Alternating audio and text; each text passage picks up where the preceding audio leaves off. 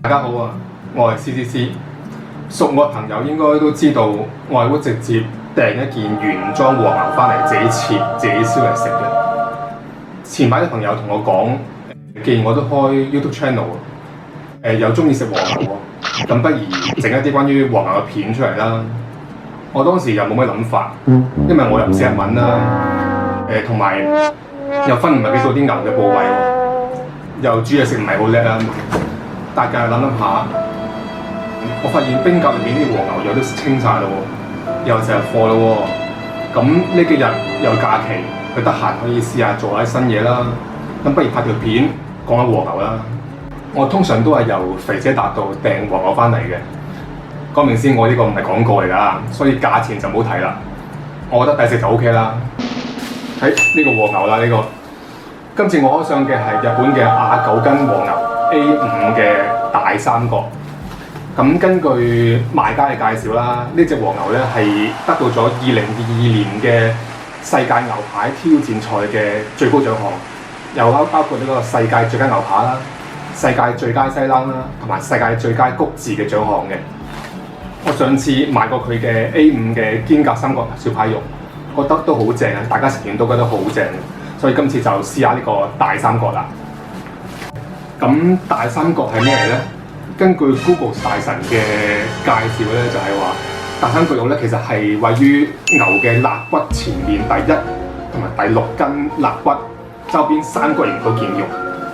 咁我揾埋日文嘅解釋啦，日文係 Katasan Kaku， 指嘅係上腕三頭筋長頭。咁我都揾咗個 3D 圖，應該會清晰啲。咁我睇相見到呢件肉咧，望落去啲膏咧都幾正嘅，咁啲肉紋都幾吸引，咁所以就即管膽粗粗埋嚟試下啦。咁今次呢件肉咧有2.1公斤嘅喎，咁而家就開咗嚟睇下啦，不如。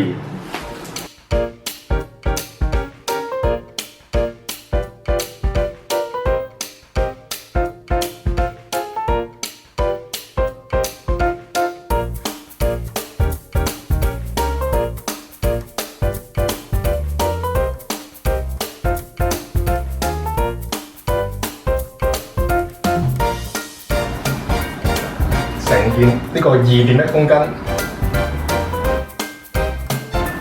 跟住攞啲索水紙、廚房紙去剪咗佢先。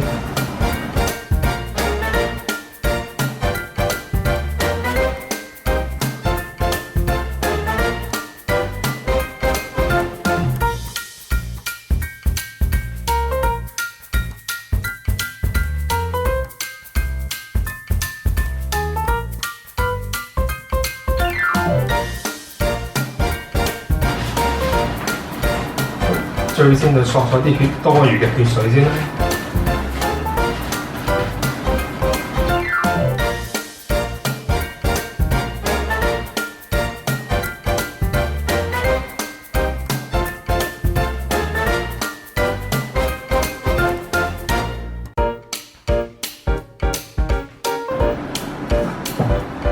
索晒血水之後咧，件牛就咁樣啦。啲紋理都幾清楚啊！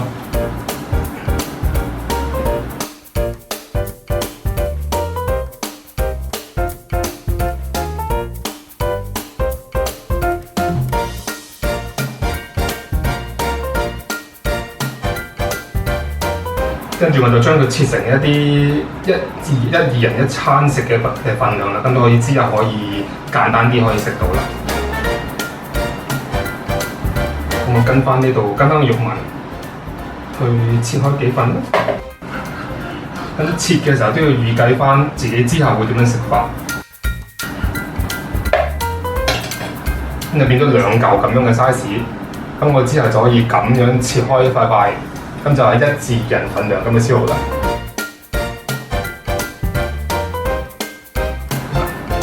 呢全部肉紋都可以好清晰咁樣見到。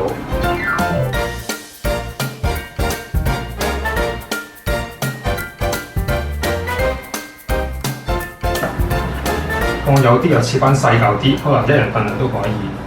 咁之後所食嘅時候就可以較嚟多啲選擇啦。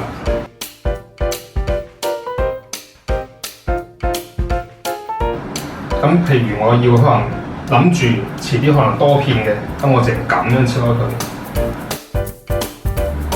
跟住都咁樣嘅條狀長條形，咁我之後就可以切開好多片啦。咁呢個都跟住好似頭先咁樣切法啦，都一致人份量咁做啦。咁趁住佢仲有凍嘅時候做呢樣嘢咧，跟住之後將佢每一包翻住佢，即係個雪格。咁我之後食嘅時候就可以好方便，解凍咗就可以再切片，跟住就可以燒肉㗎啦。